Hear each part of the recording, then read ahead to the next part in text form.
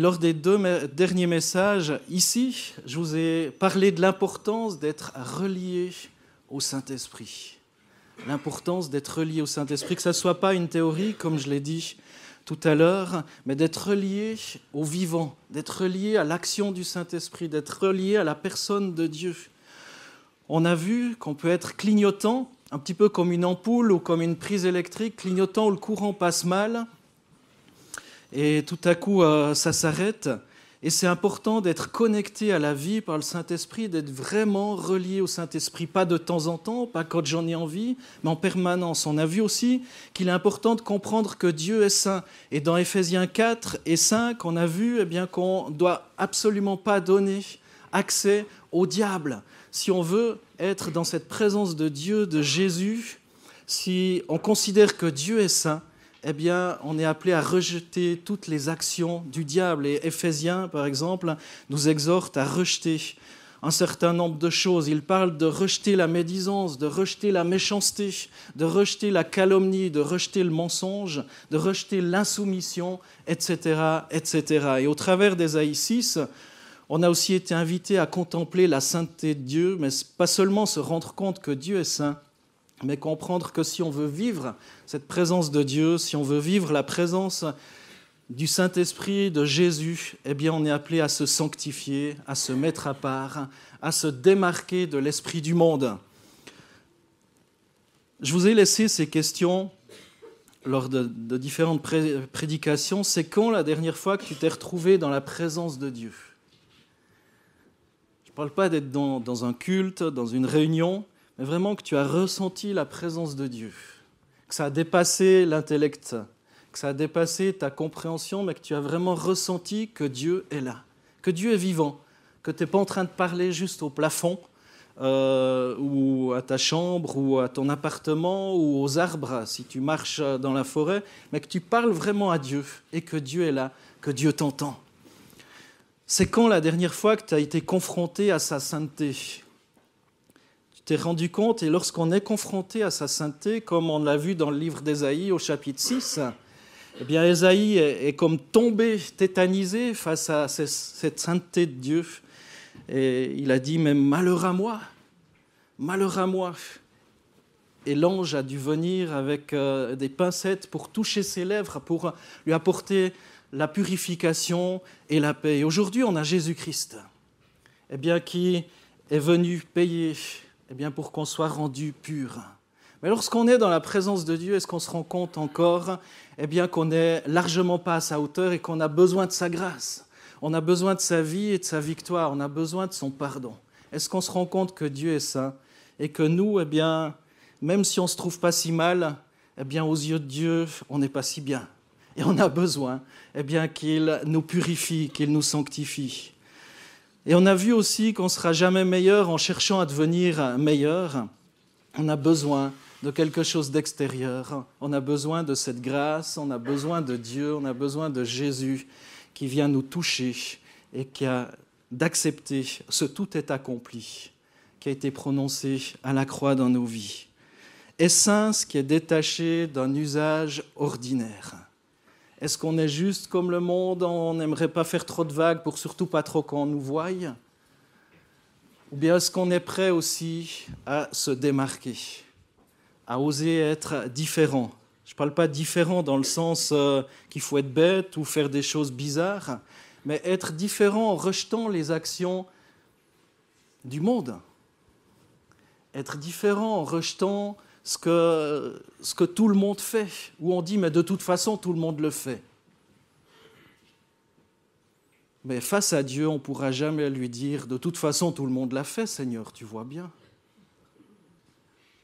Il va dire « oui, mais justement, j'ai investi dans ta vie, j'ai investi dans ton cœur pour que tu ne sois pas tout le monde. Parce que tu n'es pas tout le monde, j'ai investi dans ton cœur, j'ai investi dans ta vie. » pour que tu ne sois pas tout le monde. Et saint, ce qui sur le plan moral est absolument séparé du mal. Et j'ai fait des messages ces derniers temps pour s'encourager à vivre cette présence de Dieu, prendre conscience que Dieu est saint. Isabelle, dimanche passé, alors que j'étais à Sion pour apporter le message, a parlé des silences de Dieu. Elle a dit, lorsque Dieu semble ne pas répondre. Que se passe-t-il? Est-ce normal? Pourquoi garde-t-il le silence? Quelle attitude adopter quand Dieu semble garder le silence?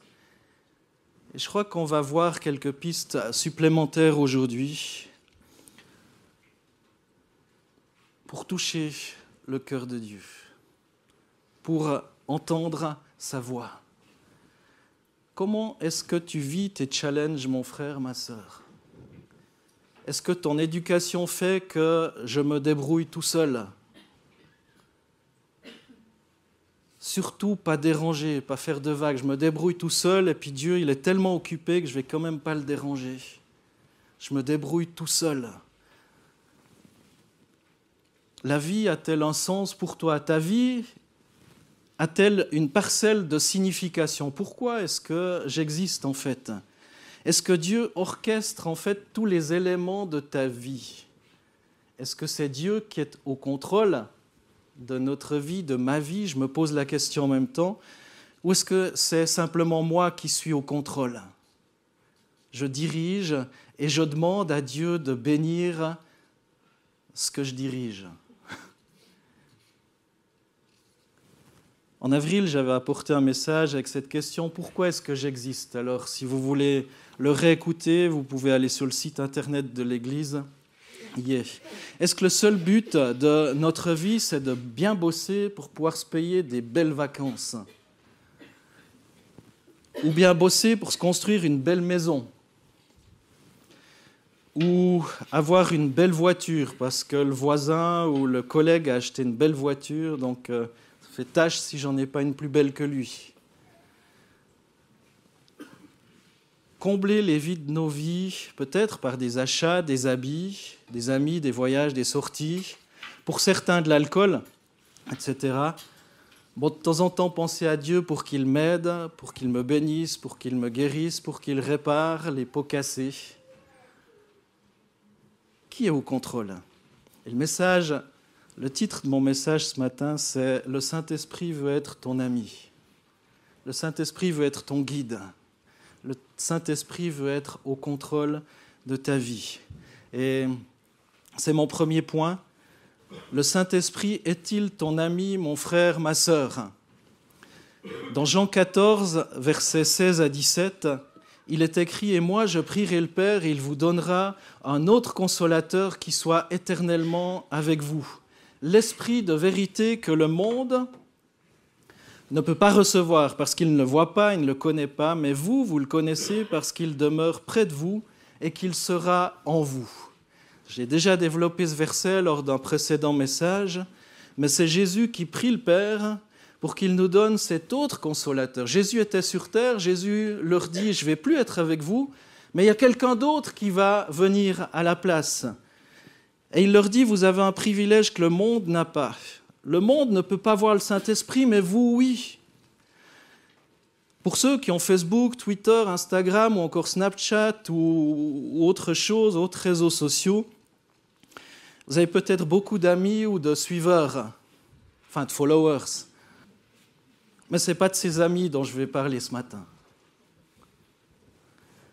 On peut avoir beaucoup d'amis.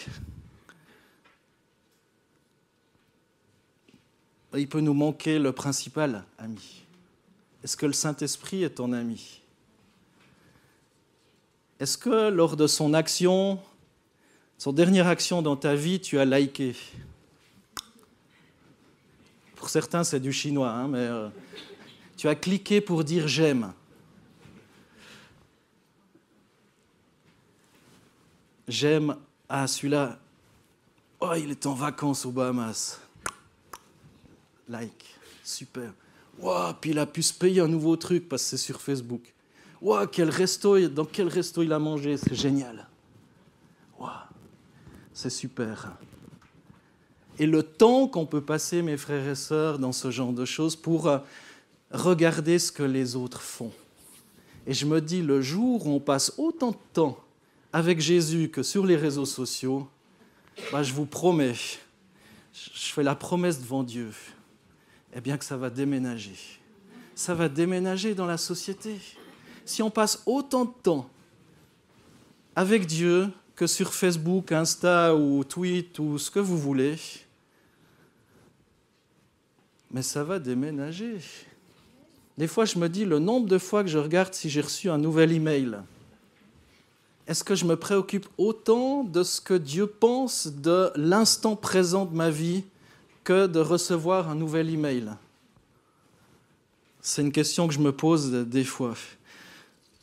Alors Jésus va dire, je prierai le Père, il vous donnera un autre consolateur. En grec, consolateur, c'est appeler aux côtés, appeler à l'aide. C'est celui qui plaide la cause d'un autre, un juge, un plaideur, un conseil pour la défense, un assistant, quelqu'un qui est à côté. Dans le sens large, on pourrait dire une aide, un assistant, un adjoint. Le Saint-Esprit est destiné simplement, et c'est ce que Jésus annonce dans ce texte que je vous ai lu, le Saint-Esprit est destiné à prendre la place de Christ avec les apôtres. Il est Dieu. Et il dit, je vous donne quelqu'un qui sera éternellement avec vous, à vos côtés.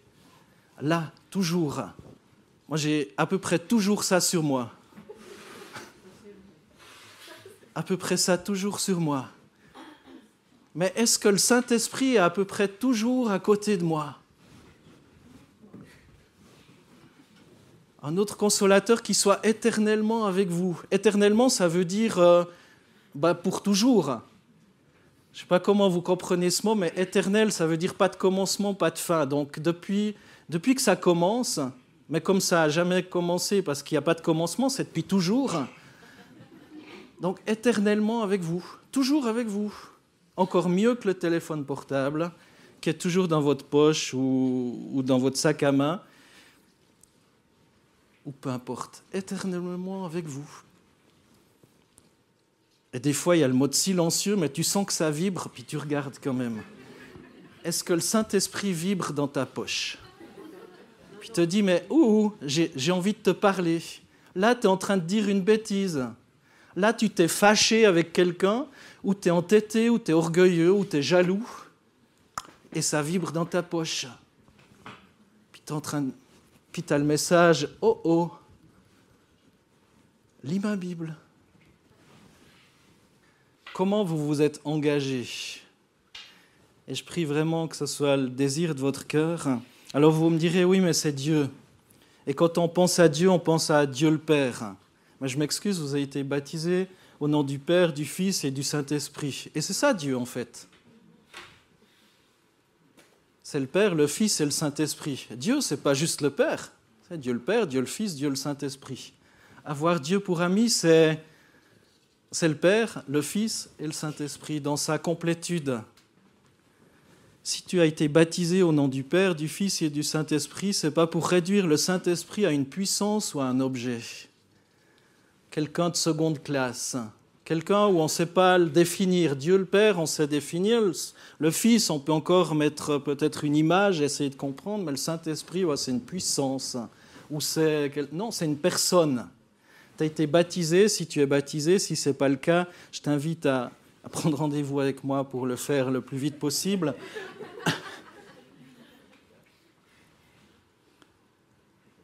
Tu es baptisé au nom de 3 personnes, mais en fait, qu'il n'y en ait qu'une, c'est Dieu.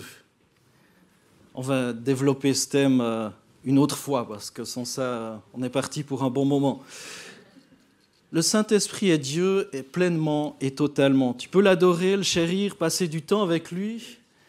C'est encore mieux que du temps de Jésus. C'est encore mieux. C'est encore mieux parce que Jésus sur terre était en quelque sorte limité par son humanité. Il avait choisi de prendre un corps. Et lorsqu'il était avec Pierre, il n'était pas forcément avec Jean, ni avec Jacques, ou avec d'autres, avec André. Pour nous, c'est encore mieux que pour les disciples. On a ce paraklétos qui est éternellement avec nous, à nos côtés. Toujours. Toujours, il n'est pas juste avec... aujourd'hui, il est avec Michael, donc... je ne peux pas le déranger, il est en train de discuter tellement longtemps avec Michael. Seigneur, j'ai envie que tu... Non, il est éternellement avec moi. Ou avec quelqu'un d'autre. Des fois, on a l'impression qu'il est toujours avec les autres. Mais en fait, il est avec toi. Est-ce que tu l'as mis vraiment dans ton cœur. Et je veux aller plus loin ce matin. Premier point, vous l'avez vu, c'est le Saint-Esprit est-il ton ami, mon frère, ma sœur? Deuxième point, c'est le Saint-Esprit est-il ton guide? Dans Jean 16, verset 13, il écrit « Quand il sera venu, lui, l'Esprit de vérité, il vous conduira dans toute la vérité. » Il vous conduira dans toute la vérité. Pas la vérité. Des fois, des gens disent « Mais ça, c'est ta vérité. » Non, c'est la vérité qui se trouve dans la Bible, c'est Jésus qui est la définition de la vérité. Quand il sera venu, lui, l'Esprit de vérité, vous conduira dans toute la vérité, c'est-à-dire dans les enseignements de Jésus. Et souvent, on considère que Dieu et par conséquent le Saint-Esprit, on les considère comme le moyen de se faire du bien ou comme le moyen de se réaliser, de bénir nos actions déjà programmées d'avance depuis 25 ans en arrière, notre plan de carrière. Certains parlent d'abondance, de réussite, etc. J'ai rien contre ces choses, mais pour la plupart du temps, ce n'est pas biblique. Pensez à Jésus un instant, son message et celui des apôtres était, Jean-Baptiste disait « Repentez-vous, car le royaume des cieux est proche ». Ça, c'était le message de Jean-Baptiste. Bon, ok, c'était quelqu'un qui a précédé Jésus, son cousin. Mais Jésus va dire dans Matthieu 4, 17, dès lors, Jésus commença à prêcher, à dire « Repentez-vous, car le royaume des cieux est proche ». Bon, ok, c'en est un. Marc 1, 15. Jésus, de nouveau, qui dit « Le temps est accompli et le royaume de Dieu est proche, repentez-vous et croyez à la bonne nouvelle. » Bon, ok, Matthieu, Marc, bon, Luc.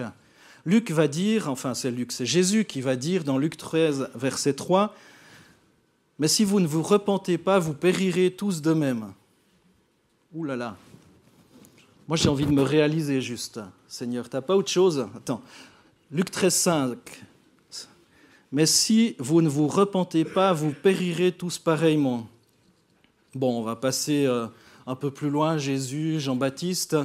Pierre, qu'est-ce que Pierre peut bien dire? Acte 2, 38. Pierre leur dit, repentez-vous et que chacun de vous soit baptisé au nom de Jésus-Christ pour le pardon de vos péchés, et vous recevrez le don du Saint-Esprit. Oh, si Pierre s'y met... Est-ce qu'ailleurs, il dit, acte 3, 19, « Repentez-vous donc et convertissez-vous pour que vos péchés soient effacés. » On pourrait rallonger la liste, vous pouvez trouver une concordance et en trouver encore plein. Il y en a plein en réserve dans la Bible pour vous. Jésus va dire du Saint-Esprit dans Jean 16, versets 8 à 10, « Et quand il sera venu, il convaincra le monde de péché, de justice et de jugement. » De péché parce qu'il ne croit pas en moi, de justice parce que je vais vers le Père et que vous ne me verrez plus, de jugement parce que le prince de ce monde est jugé. Je vous disais tout à l'heure, lorsqu'on est dans la présence de Jésus, lorsqu'on est dans la présence du Saint-Esprit, est-ce qu'on a conscience de la sainteté? Encore. Repentez-vous. Vous dites, oui, mais ça, c'était lors de ma conversion. Je l'ai fait. Ça fait bien des années, je l'ai fait. Je me suis repenti. Maintenant, c'est bon. Ben non. Maintenant, je crois que le Saint-Esprit est toujours là encore pour nous rappeler l'état de notre cœur, la dureté parfois de notre cœur. Hélas, il y a une foule de croyants au sein du christianisme traditionnel qui n'ont plus la moindre idée de ce qu'est le péché. On enseigne, on approuve un certain nombre d'actions dont Christ voudrait qu'on se repente. On invoque la tolérance, l'amour, le respect. Mais ces mots ont été à tel point déformés, mal expliqués, qu'on croit souvent à présent que Jésus approuve le comportement qui était des péchés au 1er siècle et qui continue d'être des péchés. Moi, lorsque j'entends que dans des églises où manifestement, apparemment, ça bouge, il y a beaucoup de monde, de jeunes qui courent et autres, que dans les équipes de louanges, il y a des gens qui ouvertement vivent en concubinage, par exemple, moi ça me choque, parce que la Bible parle clairement du comportement du couple, de la famille, et parle que c'est que dans le cadre sacré, protégé du mariage, que se vit la sexualité. Mais lorsque j'entends ce genre de choses, moi ça me fait frémir. Lorsqu'on est au courant de ce genre de choses, on a beau avoir le cœur vivement touché, être ému par le message de Jésus le Messie, trop souvent de nos jours, on continue à tort à vivre contrairement aux enseignements bibliques. Parce que Dieu est bon. Dieu est bon. Mais la parole de Dieu reste la même. Et si on veut voir l'action de Dieu, l'action du Saint-Esprit dans nos vies, eh bien ça passe immanquablement par mettre notre vie en accord avec ce que la parole de Dieu demande. On ne peut pas souhaiter être béni à long terme en vivant délibérément de façon contraire à ce que la parole de Dieu enseigne. Si on est dans l'ignorance, c'est une chose, mais lorsque Jésus s'approche de bien des gens, il dit « mais va et ne pêche plus ». Va et ne pêche plus, il y a cette grâce, il n'est pas en train d'écraser les gens, il n'est pas en train de leur dire « tu es damné pour l'éternité », mais il leur dit quand même clairement « va et ne pêche plus ». Si tu veux être béni, mon frère, ma sœur, si tu veux voir l'action du Saint-Esprit dans ta vie, si tu veux voir des signes, des prodiges et des miracles, ça passe par l'obéissance à la parole de Dieu et par cette prise de conscience que Dieu est saint.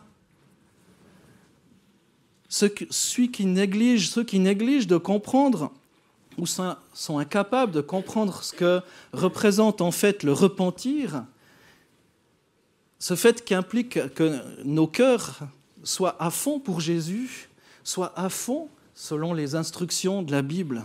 Dieu n'a pas changé d'avis à propos de ce que c'est que le péché. Et pour se repentir, eh bien, on doit accepter la définition divine du péché et agir en conséquence. Ça se trouve dans la Bible. Ça se trouve dans la Bible. Et Dieu n'a pas changé. C'est dit qu'il est le même hier, aujourd'hui et pour toujours. Dans Tite 2, c'est l'apôtre Paul qui va dire dans une de ses dernières lettres, Tite 2, verset 11 jusqu'au chapitre 3, verset 8, on va lire ce passage. Je lis à partir du verset 11 dans Tite 2, « Car la grâce de Dieu, source de salut pour tous les hommes, a été manifestée. Elle nous enseigne à renoncer à l'impiété. » C'est la grâce de Dieu, source de salut pour tous les hommes, qui a été manifestée. Cette grâce qui nous enseigne. Alors si Dieu est grâce, si vous êtes au bénéfice de la grâce, cette grâce vous enseigne à renoncer à l'impiété et aux convoitises mondaines, c'est le verset 12, et à vivre dans le siècle présent selon la sagesse, la justice et la piété, en attendant la bienheureuse espérance et la manifestation de la gloire de notre grand Dieu et Sauveur Jésus-Christ. Il s'est donné lui-même pour nous, afin de nous racheter de toute iniquité et de se faire un peuple qui lui appartienne, purifié par lui et zélé pour les œuvres bonnes. Dis ces choses, exhorte, reprends avec une pleine autorité, que personne ne te méprise. Et je crois qu'aujourd'hui, on a peur. Certaines églises ont peur de perdre une certaine clientèle. Si on est trop trash, si on ose encore annoncer la parole de Dieu, on va perdre des clients, on va perdre des dîmes. Je ne suis pas dans cet état d'esprit, désolé. Dis ces choses, exhorte et reprends avec une pleine autorité, que personne ne te méprise. Verset 1 du chapitre 3. Rappelle-leur d'être soumis aux magistrats et aux autorités, d'obéir, d'être prêts à toute œuvre bonne. Verset 2, de ne médire de personne, d'être pacifique, modéré, plein de douceur envers tous les hommes. Car nous aussi, nous étions autrefois insensés et désobéissants, égarés, asservis à toute espèce de convoitise et de volupté, vivant dans la méchanceté et dans l'envie, dignes d'être haïs, et nous haïssant les uns les autres. Ça, c'était avant d'être chrétien. Mais rappelons-nous que cette lettre est écrite à une église. Ce n'est pas écrit pour les païens qui étaient à l'extérieur, ceux qui ne croyaient pas. C'est écrit à une église. L'apôtre Paul va dire, voilà ce qu'on était autrefois, insensés, désobéissants, égarés, asservis à toute espèce de convoitise et de volupté, vivant dans la méchanceté et dans l'envie, dignes d'être haïs et nous haïssant les uns les autres. Mais lorsque la bonté de Dieu, c'est le verset 4, mais lorsque la bonté de Dieu, notre Sauveur, et son amour pour les hommes ont été manifestés, il nous a sauvés, non à cause des œuvres de justice que nous aurions faites, mais selon sa miséricorde, par le bain de la régénération et le renouvellement du Saint-Esprit. Le paraklétos qui est à vos côtés, mes frères et sœurs, c'est ce renouvellement du Saint-Esprit. Verset 6, il l'a répandu sur nous avec abondance par Jésus, notre Sauveur, afin que, justifiés par sa grâce, nous devenions héritiers dans l'espérance de la vie éternelle. Cette parole est certaine, et je veux que tu affirmes ces choses, afin que ceux qui ont cru en Dieu s'appliquent à pratiquer les bonnes œuvres. Voilà ce qui est bon et utile aux hommes. Je crois qu'on est dans ces temps de la fin et qu'il faut vraiment qu'on se repente d'un évangile à l'eau de rose, d'un évangile bonbon. Si on veut voir l'action du Saint-Esprit dans nos vies, si on veut voir des signes, des prodiges et des miracles, ce n'est pas en courant dans des réunions, là où il y a des super puissants, mais c'est en courant dans la présence de Jésus qui va nous toucher par son Esprit. Ce texte nous parle du peuple de Dieu, ce texte de Tite. On a donc aujourd'hui un chemin à ouvrir par le seul moyen de la parole de Dieu. Et ce n'est pas un discours, ce n'est pas une doctrine, ce n'est pas une morale, ce n'est pas même un livre. Cette parole, c'est l'action du Saint-Esprit en nous et à travers nous. Est-ce qu'on la veut ? Est-ce qu'on veut l'action du Saint-Esprit ? C'est celui qui convainc de péché, de justice et de jugement. Le moyen de sa seigneurie sur nous et sur le monde.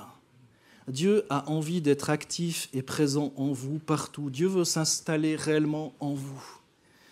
Mais pour cela, on en revient à mon message où je vous encourageais à être imbibé de la présence de Dieu. Vous saviez, j'avais sorti une éponge bien sèche, imbibé de la présence de Dieu. Cette éponge, pour être utile, elle a besoin d'être imbibée, d'être remplie, de couler. Et l'apôtre Paul le dit ainsi dans 2 Corinthiens 13, verset 14, que la grâce du Seigneur Jésus-Christ, l'amour de Dieu et la communion du Saint-Esprit soient avec vous tous. La communion, ça veut dire de communier.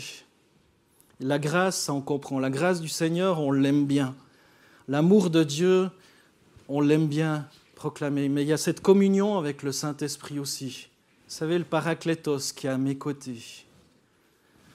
Et au verset 14 de Romains 8, il dit « En effet, tous ceux qui sont conduits par l'Esprit de Dieu sont fils de Dieu. » On va plus loin encore ? C'est le dernier point, je vous promets. Pour être porteur de vie par l'Esprit, tu as besoin du Saint-Esprit et de l'Église. Tu as besoin du Saint-Esprit et de l'Église. On va terminer ce matin avec l'histoire de Jacob qui était en fuite. Il avait volé la bénédiction de son frère Ésaü et là, il est en fuite. Vous savez, il s'était fait passer pour son frère, il avait mis des poils, parce que lui, il était apparemment un berbe. Son père était devenu aveugle, il était sur le point de mourir et il y avait ce droit d'aînesse. Et Jacob s'était fait passer pour son frère. Rebecca, sa mère, l'avait encouragé à usurper la bénédiction de son frère, et Isaac, qui était quasi aveugle, s'était fait avoir par ce subterfuge. J'imagine à l'époque, il se colle des poils d'animaux sur les bras, de la barbe, etc., pour imiter son frère. Le père a dit « Mais c'est bizarre, c'est la voix d'Ésaü, mais c'est la voix, oui, c'est la voix de Jacob, mais en fait, c'est la peau d'Ésaü. » Il s'était fait avoir.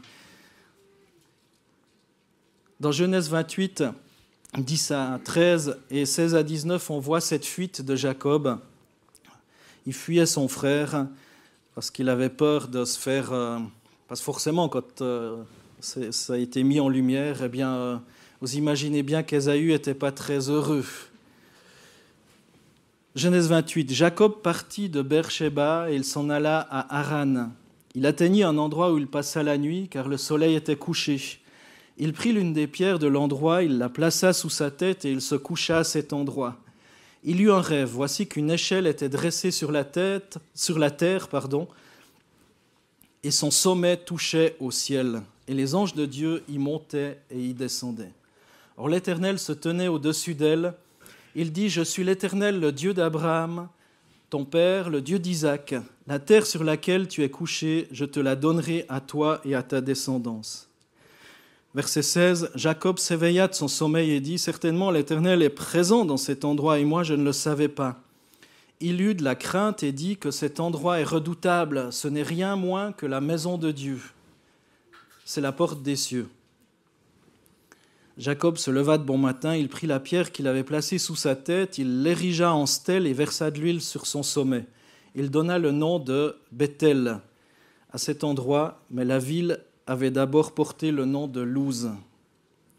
Je ne sais pas si c'est de là que vient Loser, la ville de Luz, mais enfin bref. Béthel qui est devenue la maison de Dieu. J'aime mieux. Béthel, ça veut dire maison de Dieu. Et la vie de Jacob, on voit, si vous étudiez un petit peu sa vie, fonctionnait sur deux niveaux. Il y avait ses conflits avec les hommes et ses rencontres avec Dieu. Je crois qu'il aimait profondément Dieu, mais en même temps, c'était un usurpateur. Il avait volé ce droit d'aînesse, il avait volé la bénédiction de son frère. Les rencontres avec Dieu, malgré tout, lui assuraient la victoire. Et dans cette vision de l'échelle, on a cette illustration que l'Église, je crois, le Béthel de Dieu, cette maison de Dieu est appelée à rencontrer Dieu avec ses messagers qui montent et qui descendent. C'était des anges qui montaient. Verset 12, on voit, il eut un rêve, voici qu'une échelle était dressée sur la terre et son sommet touchait au ciel et les anges de Dieu y montaient et y descendaient. Et je crois que dans l'Église, comme dans nos vies, comme dans nos foyers, eh bien, on est appelé à être en communication avec le ciel. En communication avec le ciel par le Saint-Esprit aussi. D'avoir cette rencontre avec Dieu. D'avoir cette rencontre avec Dieu. Le but de cette vision, c'était de symboliser la communion authentique entre Dieu qui est au ciel et nous sur la terre. Et Béthel, qui veut dire maison de Dieu, eh bien, je crois que si on considère que cette Église est appelée aussi à être une maison de Dieu, eh bien, on doit avoir cette communion aussi.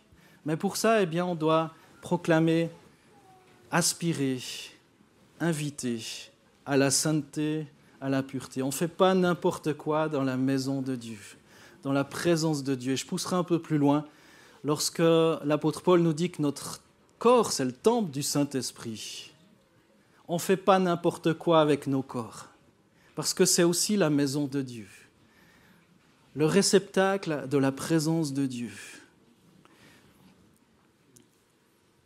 Cette communion, elle est pour toi ce matin, mais est-ce que tu la désires ?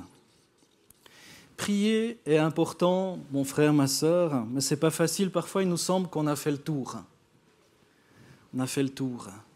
Et c'est pour ça que c'est important de prier par l'intelligence, mais aussi par l'esprit. Dans Romains 8, 26-27, il est écrit « De même, l'esprit aussi nous vient en aide dans notre faiblesse.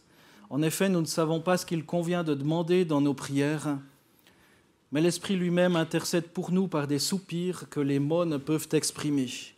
Et Dieu qui examine les cœurs sait quelle est la pensée de l'esprit, parce que c'est en accord avec lui qu'il intercède en faveur des saints. » L'Esprit nous vient en aide, mes frères et sœurs, dans notre faiblesse. L'Esprit nous vient en aide. On ne sait pas toujours quoi demander. Et je crois pour pas que ça tourne justement toujours autour de notre nombril, de nos besoins, de notre réussite, de nos finances, de nos travails, on a besoin aussi de se laisser remplir par le Saint-Esprit et de prier par l'Esprit aussi. De prier par l'Esprit. Je prierai par l'Esprit, mais je prierai aussi par l'intelligence. De prier en esprit et en vérité. Laissez-vous remplir par le Saint-Esprit. Laissez-vous toucher par le Saint-Esprit.